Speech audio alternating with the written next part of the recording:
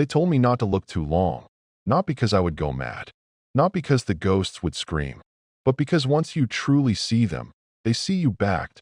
That's the part nobody says out loud. This story doesn't start with a seance or a haunted house. It starts with grief. Deep, choking grief. The kind that doesn't scream or weep. It just sinks. I lost my sister 3 winters ago. Car crash. Midnight. No skid marks. No other driver. Just her. Eyes wide open. Mouth parted like she died, trying to finish a sentence. The world told me to move on. But her room stayed locked. Her perfume never faded. I heard her steps some nights, the soft pads of bare feet on hardwood, stopping right outside my door. I ignored it, until I couldn't anymore, because one night, she whispered my name, not from a dream. From behind the mirror, the air didn't move. The clock didn't tick, but the mirror breathed. Fog crept along the inside of the glass. And in the blur, a handprint appeared, not mine. Smaller, feminine, fingernails chipped. The exact shade she used to paint them. I touched the glass, and something touched back. That was the beginning. Or maybe the invitation. I started researching. Obsessively. The dark web. Ancient texts. Whispered rituals passed through forums hidden 6 clicks deep in the digital underworld. And there it was. How to see them. Truly see them. But only if you're ready to be seen too. Step 1 wasn't a ritual. It was isolation. Not just physical, but spiritual. You had to step out of the human rhythm. No clocks, no electricity, no spoken words for 7 days. A fast of sound, time, and ego. You had to become invisible to the living before the dead would notice you. I left. I took a train to the edge of nowhere. A cabin in the forest, rotting from the floorboards up. A place no one had lived in for decades, but something had waited in. I brought nothing but a mirror. Not a phone, not a camera. Just my reflection. The silence grew teeth. By day 3, I stopped dreaming. Or maybe I just stopped waking. The line between sleep and waking blurred until I lived in twilight. I ate nothing, drank from a cracked jug, watched the sun rise wrong. Too fast, then too slow.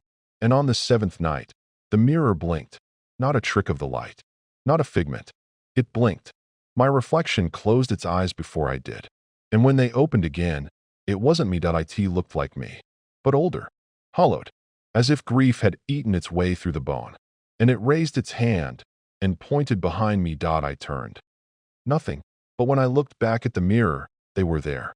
Dozens, maybe more. Faces pressed against the glass like it was a window underwater. Some crying, some screaming, some just watching. And I saw her. My sister. Hair floating like she was submerged. Eyes pleading. Lips mouthing words I couldn't hear. That was the moment I understood. Seeing ghosts isn't about looking into death. It's about death looking into you. The veil isn't a curtain. It's a mirror. And the more you stare, the thinner it gets. Until one night, it shatters. I blacked out. When I woke up, it was inside me. The cold. Not on my skin, in my lungs. Every breath felt borrowed. I heard names I didn't know. Memories that weren't mine. A war. A drowning. A child buried in snow. I hadn't just seen ghosts. I had become part of their memory. They follow you after that. Not with chains. With need. They want something. Closure. Vengeance. Witness. It doesn't matter. The moment they know you can see them, you become their only window. Their last door. Some beg. Some lie. Some offer you power. But all of them want in. You think possession is dramatic. Demonic. But it starts smaller. A thought that isn't yours. A dream that doesn't end. A reflection that smiles wrong. And slowly, you change. Your eyes don't adjust to light the same. Dogs growl. Children stare too long. Technology breaks near you. Clocks skip minutes. Candles blow out when you pray. And eventually, someone else speaks through your voice. I tried to undo it. To reverse the sight. Rituals. Salt. Fire. Nothing worked. Because the truth is, you can't unsee what saw you first. My sister speaks to me now. Every night. Sometimes it's her. Sometimes it's not. She warns me of others. She tells me things I shouldn't know. Dates. Names. Deaths that haven't happened yet. She told me you'd be here. Listening. She said someone else needed to see. That the veil was thinning. That soon, More would look too long. So here's your warning that if you want to see ghosts, you can, but only if you're ready to be seen too. And once they see you, they never forget your face. It began with a sound no one else could hear. Not thunder, not footsteps, not even a whisper. It was deeper than that. A feeling that rang inside your bones like a church bell dipped in oil. You didn't hear it. You sensed it. And once you sensed it, it wouldn't leave. They say St. Vincent's Church was built on consecrated ground. But the word consecrated is a strange one. It means holy, but it doesn't mean safe. And what they buried under that church was not for prayer. It was a prison. And prisons eventually crack. The priest was young. Father Aldrich. Not the kind of man you think of when you hear holy. He didn't quote scripture. He didn't wear his collar like armor. He didn't believe the devil showed up with horns and fire. He said once, in passing, evil hides better than that. It whispers in places we stop listening. He arrived in town after the last priest died suddenly. No illness. No autopsy. Just one morning, his bedroom was empty, and all that was left on his nightstand was a torn rosary. Every bead cracked down the center like a seed split open. The official cause? Cardiac arrest. But the whispers started the next day. The children were the first to notice something off. Not with their ears, but with their eyes. One girl swore she saw someone watching her from the stained glass window, from the inside. Another said the crucifix above the altar was crying blood, but only when the lights were off. People laughed. Then people stopped laughing. Because the smell started. It wasn't rot. Not flesh.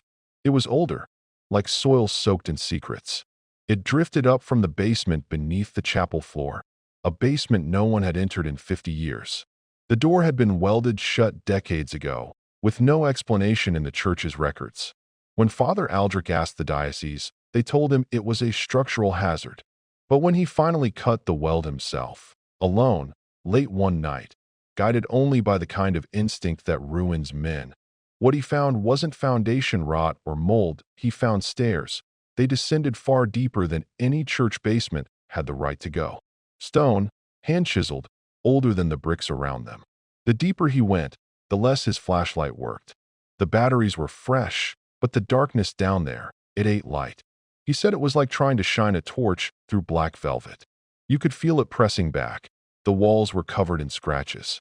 Not letters, not symbols, just marks, desperate and chaotic, like someone had clawed at the stone with fingernails and teeth.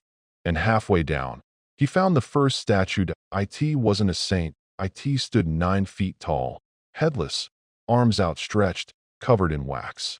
Its chest had been hollowed out, and inside was a mummified bird, wings bound, eyes missing. Father Aldrich turned to leave, but he couldn't. His legs didn't respond. That he later wrote in his journal. Yes, he kept one. That it was like the air itself had become aware of him. That it wrapped around his limbs like invisible vines and whispered into his spine. He heard his own name in his own voice, spoken backwards. And then silence. Total. Pure. Final. He woke up hours later at the altar, face down in prayer, hands bloodied from gripping the wood too hard. And when he looked around, the church felt different, brighter. Too bright. Like everything was a little too clean, a little too still. Like someone had reset reality, but didn't get all the details right. The candles had burned down, but he hadn't lit them. The holy water smelled like iron. The organ played a single note for 6 hours, even though no one touched the keys. That he tried to tell someone. They said he needed rest. He stopped sleeping altogether. And that's when the voices began.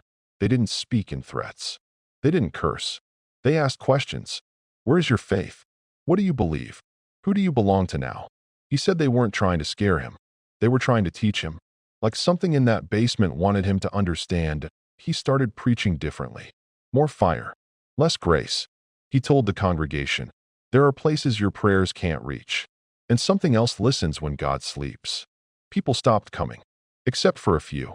Those few? They changed. They began wearing gloves to hide the burns on their palms. They stopped blinking in sunlight. One woman stared into the confessional for 3 hours without moving. When asked why, she said, I was waiting for the other priest. There was no other priest. Then the bleeding started, not from wounds, from walls, from ceilings, from mouths that spoke the wrong name mid-sentence.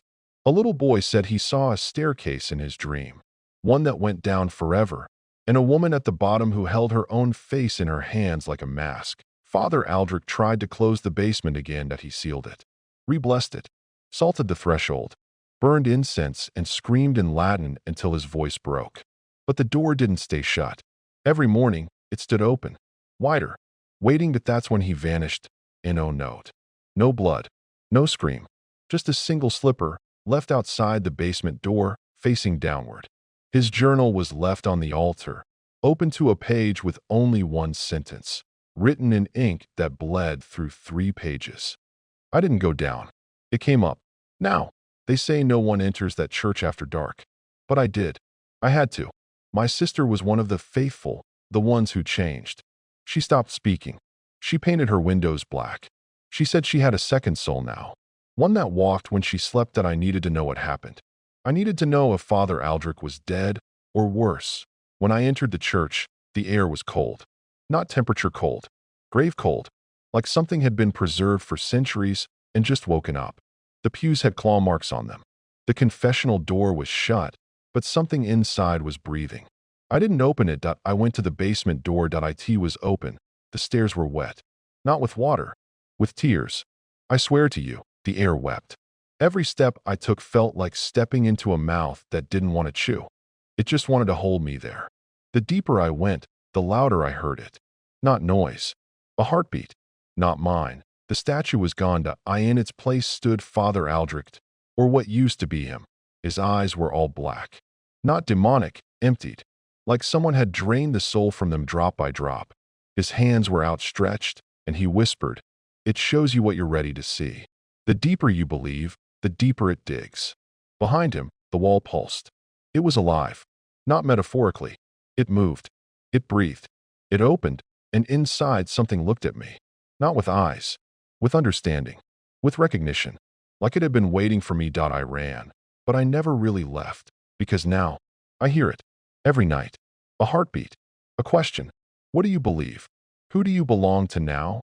And sometimes, when the world is quiet, and I look into a mirror too long, I see the basement, still open, still waiting. They say your eyes deceive you.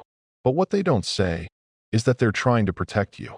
Because the moment your eyes stop deceiving you, the moment you truly see, your mind becomes a battlefield. This is not a metaphor. This is not a riddle. This is the story of a man who saw something no one else could and never returned the same. It began in silence. Not the kind that fills a quiet room, but the kind that smothers the soul. His name was Elias. Just Elias. No last name. No history that anyone could trace. He arrived in town carrying a worn satchel and a stare that didn't blink enough. People said he was a healer.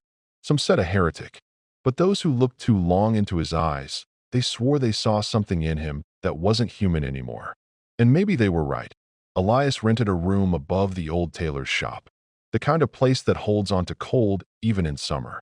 No friends. No visitors. But every night, a low hum could be heard from his room, like chanting or the sound of something breathing through a wall. At first, no one asked questions. But it didn't stay quiet for long. Mrs. Holbrook, the widow across the street, said she saw him on the roof at 3:33 a.m., eyes rolled white, arms stretched to the stars. Said the moon turned blood red when he whispered something she couldn't hear. She moved away a week later without packing a single box. But none of that mattered until the church bells rang 13 times. It was supposed to be a quiet Sunday morning. Clouds heavy with judgment, streets soaked in fog, and yet something felt off. The bells tolled once, twice, then 3, 4, 5. They kept going. Past 12. Past logic.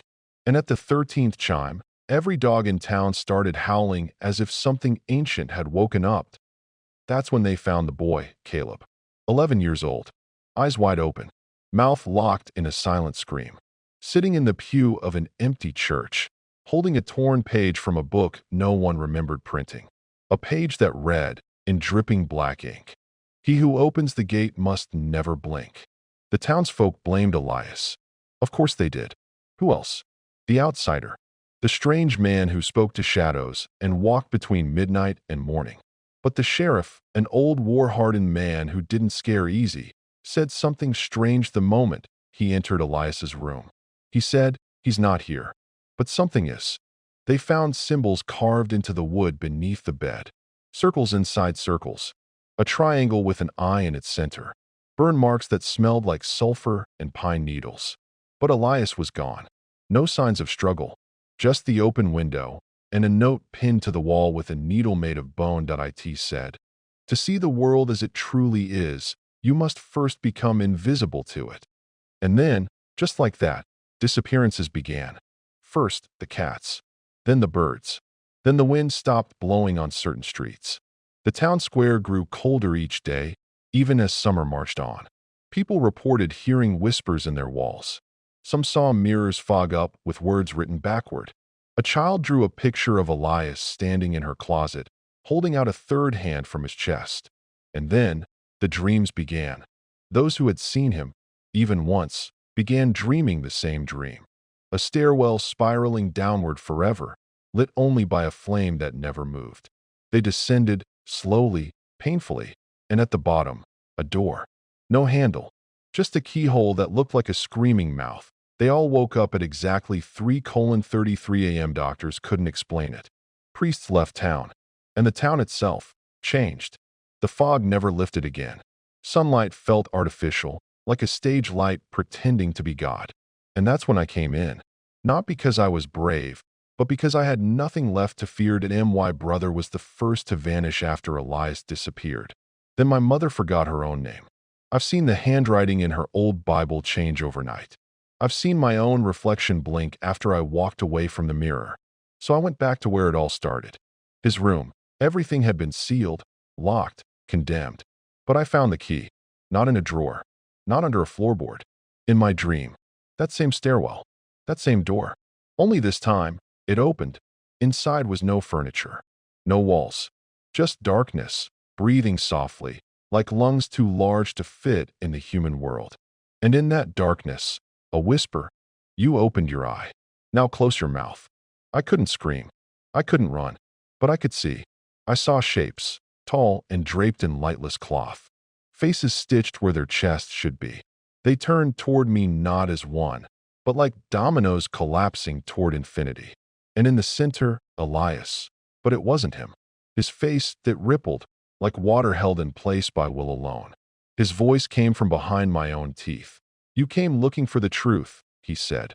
"But the truth doesn't want to be known. It wants to be felt." I tried to ask what he meant, but every time I opened my mouth, I heard someone else's voice speak instead. A voice I'd never known, but one I somehow remembered. It said, "What is seen cannot be unseen. What is heard cannot be silenced. And once your third eye opens, it becomes your first."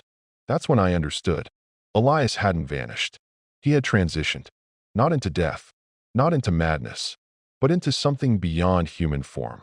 He had peeled away the veil and stepped through the thin skin of reality. And the tear was still open. The spirits don't come from the outside. They come through us.